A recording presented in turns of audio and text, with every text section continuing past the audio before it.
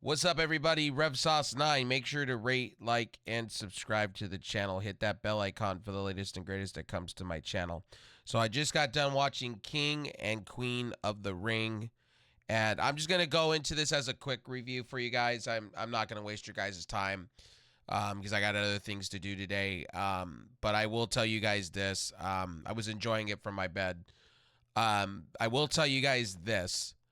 Logan Paul has impressed me to a point to where I really enjoy what he does. Now it's becoming kind of the same thing with the brass knucks and a ring and this, that, and the third, but he very much has impressed me. I thought it was a little hokey pokey. Somebody from the audience was there helping, trying to stop him. But him jumping off the top rope into a table is a beautiful thing. Only Logan Paul, man. Like, he reminds me of Rob Van Dam sometimes, where Rob Van Dam would do these most incredible things and you wouldn't see it coming and things like that. I would honestly tell you, Cody Rhodes I just don't understand what they're doing with him. Hopefully they build him up a little bit better, because it's starting to kind of look like WWE doesn't know what to do with him, honestly, here in all honesty. Jade Cargill and Bianca Belair defeat Candice LeRae and Indy Hartwell. I wasn't shocked by this. I thought they were going to give Indy Hartwell and Candice LeRae the titles, because rumor has it that Bianca Belair may be pregnant. So I was really kind of shocked how they kept the belts on them. I was really hoping that they would lose and Jade Cargill would just go off and transcend into a singles run, possibly maybe going and doing some other things, maybe trying to get up to that world heavyweight title or undisputed title. But no, they had them win tonight. And the match was okay. I mean, a typical Indy Hartwell, Candice LeRae match. Again, I'm going to say these were Triple H guys, right? Indy Hartwell was champion in NXT before Roxanne Perez, and then came back to win it again. And then you had her come back to be on the main roster, and it just hasn't worked out. Jade Cargill and Bianca Belair are good shit. The matches they put on are fantastic. Jade Cargill, honestly, I will say this all day. LeRae and Hartwell hit a assisted moonsault spot, but Hartwell only got a 2 and then rolled back to end up getting a win. Getting railed by the end, getting the win. However, a wheelbarrow DDT into a German suplex. And let me tell you, a jaded, and that's where you go. Honestly, I'm going to be real. I'm going to be frank with you guys, okay? And I'm just going to be honest. They need to abolish the tag team championship belts, the women's stuff. Put an intercontinental there. Put an intercontinental on one. Put a United States title on another. They don't have enough women's talent to do that. And I'm kind of dumbfounded how WWE is still floundering these mid-card title women's tag team belts. They're boring. I'm not into them like that. And yeah. So there's that as far as I'm concerned about this match. Now, Liv Morgan defeating Becky Lynch for the Women's World Champion. I was shocked. I'm very, very shocked. It either tells me Becky Lynch hasn't signed with WWE, or that she has and Becky wants still a break. Becky was a transitional champion for the meantime, just to figure out what they were going to do. But Liv Morgan beating Becky Lynch, I was very surprised by this. I thought they were going to probably do, when she comes back, Rhea Ripley, Becky Lynch 3. And it looks like they're going to do Liv Morgan and possibly Rhea Ripley coming soon. So I did full circle wise, that's what they're going to do. Again, Liv Morgan deserves the championship belt. I think it's their C option they're going with here. And I thought Dominic Mysterio breaking up from Rhea Ripley? Is he going to join Liv Morgan? Is that going to be the thing? Are they going to carry on the Dominic Mysterio character and he's leaving Judgment Day to go work with Liv Morgan? Are they going to do that kind of deal? I'd be for it because Dom has notoriously worked with women's talent. Him throwing a chair in tonight, I wasn't shocked. But the way they went about it was a little dumbfounding. Some things tonight or this afternoon at King and Queen of the Ring, I kind of just sat back and just went, "Oh, okay, this is what we're doing. Okay, this is what we're doing. You know what I mean?" So there's that. And again, Dominic Mysterio appears at ringside, sorry. Lynch gets distracted, walks into a code breaker for Morgan. Morgan went on the top rope, but Lynch met her there, landed a suplex. Then Mysterio introduces the chair, and then we have Liv Morgan. Again, people are going to say Liv Morgan didn't win this clean, but the referee didn't see it. Dominic Mysterio is the hero of the day. Liv Morgan's your champion, however you want to slice it and dice that.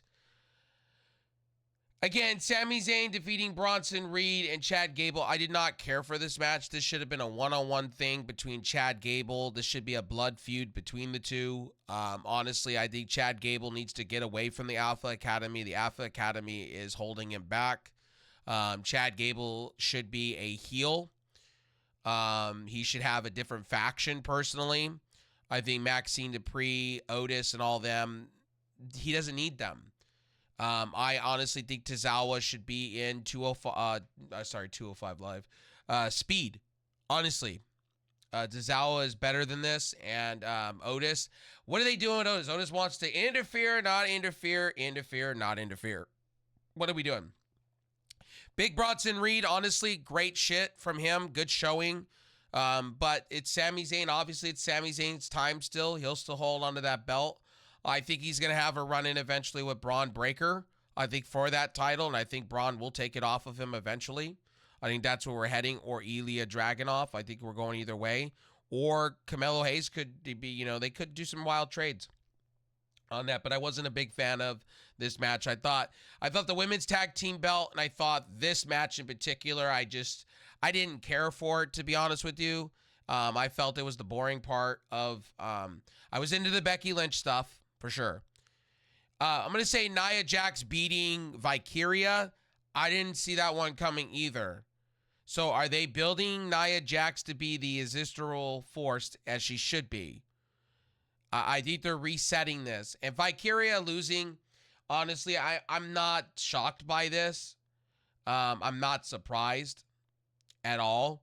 Valkyria did go through, they did have her look strong throughout the Queen and King of the Ring. And, honestly, to be real, Valkyria will have another opportunity at it. It's not her time today. But they did give her flowers technically throughout the tournament, and she got her big send-off victory. Again, it kind of was predictable the minute who was going after who and what storylines were doing what. And to be honest with you, do you feed Valkyria to an up-and-coming, do you feed Valkyria right to your current champion, Liv Morgan? No, you don't. You want to protect Valkyria, and then you want Nia Jax to go against Bayley. So that just makes sense. So they're protecting Valkyria, to be honest with you. Have her take a loss, keep her protected at the same time, and then have her go through the Raw roster still to lead to a women's championship match, probably at Clash of the Castle, I should say, in Scotland, and go there. Again, Nia Jax defeating Valkyria to become Queen of the Ring. I'm not surprised. Valkyria did have her flowers throughout this tournament. So, Gunther defeating Randy Orton. Again, like I said, I did not see things coming today. Gunther beating Randy Orton playing the back situation. Gunther impressed the shit out of me to become King of the Ring. He dug deep and he did a few splashes that I haven't seen from Gunther since the indie scene, since NXT UK. And to be honest, Randy Orton had a great showing. Randy Orton put over Gunther, honestly, and I was shocked by that. Randy Orton playing into the back. The moves they were doing were incredible. An RKO at the end, and then the 1, 2, 3. I'm not shocked with Gunther. Gunther is the man. Gunther is good shit. However you want to slice it and dice that, okay? However you want to slice and dice that. Gunther will probably be your next world champion. And I'm really not surprised. Gunther should go after Damian Priest. Damian Priest, if they want to go this way and they want to pull the trigger, and everything I have said on this very channel has come true. Everything that I have fucking said for the past year, how this world championship's going to go and how the undisputed has been true. Cody Rhodes has gone ice cold. Yes, Logan Paul and Cody Rhodes, and that's the next match on the list here on the docket for the day. But as I have said, Cody Rhodes and Logan Paul are great shit. Logan Paul impressed the shit on me. It's not Logan Paul's time. Logan Paul most likely will go into SummerSlam keeping the belt, and then outside of that, he'll probably lose it eventually. Again, that's tough because you have Carmelo Hayes there. You could do so much with that. You brought in some good talent. You can have him lose. But Logan Paul, they want to keep that belt on because he's a draw, and that's a fact. He's a draw. Logan Paul's a draw. Tonight, you got to see Logan Paul at his A++ effort. The matches he puts on are incredible. The acting that he does, the in-ring stuff he does, he's a fucking fantastic heel. I would say he's like heel to me next to when MJF wants to be a heel, fantastic. When Logan Paul wants to be a heel, fantastic. I think Logan Paul, I would say Logan Paul would be in my top 5 heels this year. Literally, I would say that. And I wouldn't say that about Logan Paul. I'm not a big fan of the Paul brothers. But Logan Paul, since being in WWE, has impressed me every time he goes out. He's doing different things. He's integrating himself with the crowd. I like him as United States title holder. I think personally, if they really wanted to go this way, they could have him lose pretty easily. I think they want him to hold that championship as long as he can hold it. I think he will be the longest. I think if WWE wants to go the way they want to go, they can have him hold it and be one of the longest in the ballpark United States championships like they want, like they did with Gunther. But Cody Rhodes winning here. The thing about Cody Rhodes, and this is the thing, and I don't know if you guys have been not picking up on it, but I just feel his title reign is very ice cold. It's very lukewarm. And I'm feeling like WWE is scrambling because they can't top Roman Reigns, the bloodline. And again, this show did not have certain things on it. They did not have the World Heavyweight Championship.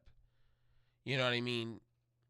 So, interview Triple H and Drew McIntyre has been medically cleared, and Priest have agreed to defend the World Heavyweight Clash of the Castle. They should have done it here. I get why they're doing it at Clash of the Castle because it's Drew McIntyre's home. Now, will CM Punk be a factor here? This is going to be the question. Will CM Punk interfere in this match at some point, somewhere to fuck over to set the table, possibly for, I believe, a SummerSlam match? Because I think Clash of the Castle is next month. I think that's what they're going with in June. I think Clash of the Castle, I think it is. I could be wrong.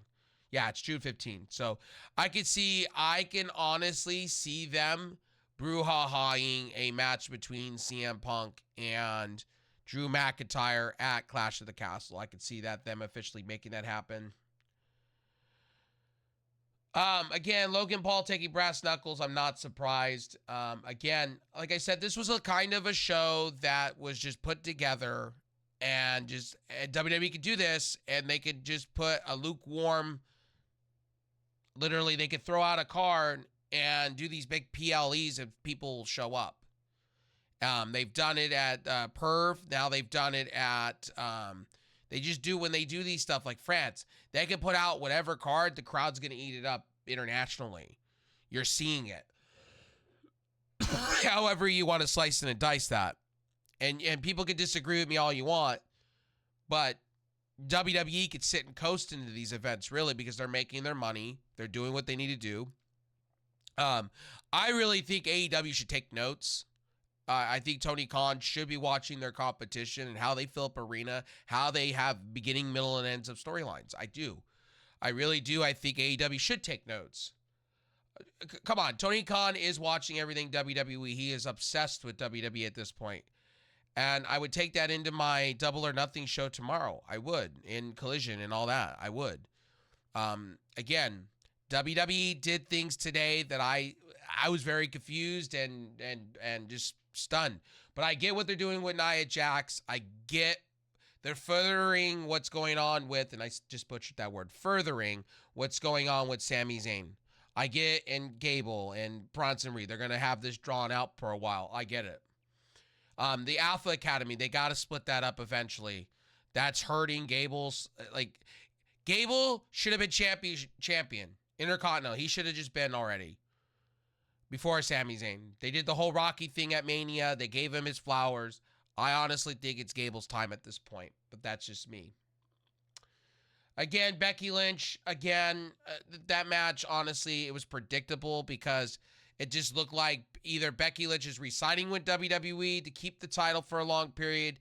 Becky wanted a break from WWE to be a mom to her child. And it just seems to me like and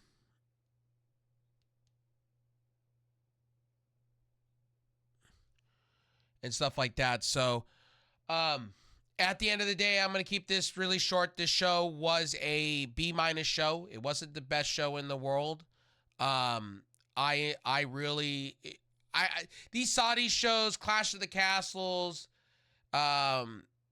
France, things like that, they're going to be throwaway shows, to be honest with you. Yes, you're going to get the big crowds. Yes, you're going to get the big PLE. Yes, you're going to get the numbers. But it's not going to be like where major like changes are happening. You're going to see that at SummerSlam. You're going to see that at Survivor Series. You're going to see that at certain things. You're going to see that at certain points. And you're not really going to see that at these international PLEs. Now, maybe down the road we do. You know, maybe we do. We got Money in the Bank coming soon to Toronto. I think it's Toronto or Canada. We got a lot of things happening the rest of this year. WWE's in a good spot. WWE is going to continue to hold that #1 spot until AEW does something dramatically to wow people. And before somebody tells me, oh, well, WWE can fill up an arena, look at AEW. Look, AEW, their roster is hurt. You can't. I want to see when they're fully in full health what Tony Khan does. I think Tony Khan's doing what he needs to do with his roster at this present time. And WWE's got a lot of hurt roster too, but the difference is WWE knows how to work their farm system within what they have. And you could see a farm system works better than what Tony Khan. Tony Khan's like the New York Yankees. He's just buying whatever he could buy. He's like the LA Dodgers. We're just buying whatever we could buy and hopefully and pray it works. And sometimes that works. Sometimes it doesn't. And right now for AEW, it's not working because the people he signed, Monet could possibly be a needle pusher and view draw. She needs to be in the ring and she needs to win that championship tomorrow. Okay, like that's just a shadow of a doubt. I think that's what they're, Monet, they signed. He was so gung-ho about her not going to WWE, he offered her probably extra money to keep her locked into AEW and sign that dotted line for 3 years. It just looks that way. When it comes to WWE, honestly tonight, again, B-. I'm not going to give them a B+++ or an A++.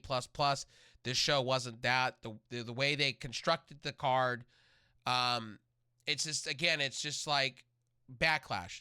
WWE could put up any type of card for these international shows, and they'll get the views, they'll get the ratings draw, they'll get the stuff. They don't need to do much to these shows because, honestly, these big PLEs that they claim are not the main ones where you could change a title on. That's SummerSlam. That is, honestly, Money in the Bank if they wanted to go that far. I would say, like I said before, Royal Rumble, pay-per-view events like that. You're not going to, on American soil, you're not going to have that on international soil, unfortunately. I've only seen it maybe once or twice from WWE. And now with them doing a live event thing in Japan, are they going to do it over there either? I don't think so. And what they should do is a international pay-per-view for Japan. Honestly, instead of live event, they should do a live pay-per-view and do it over there, honestly. But that's just my personal opinion. I'm going to get out of here. This is my King and Queen of the Ring. I was just left in shock. Some of the things that I said yesterday in my own live stream. Boy, I was wrong. Boy, I definitely was fucking wrong. And I thought Nia Jax was gonna lose. I thought Liv Morgan was gonna lose. I thought maybe they would keep Becky the title, but it looks like if Becky hasn't resigned or still wants to take a break from WWE, they were gonna have her lose. No bloodline, I don't think here. No bloodline. No Damian Priest. So you kind of can tell when they don't have all the championships and the major storylines here, they're not really going to do very much here on this pay-per-view. So anyway, my name is Rev Sauce. Again, this is a 6.75 for me, maybe a 7. I'll see you guys in the next one. Peace.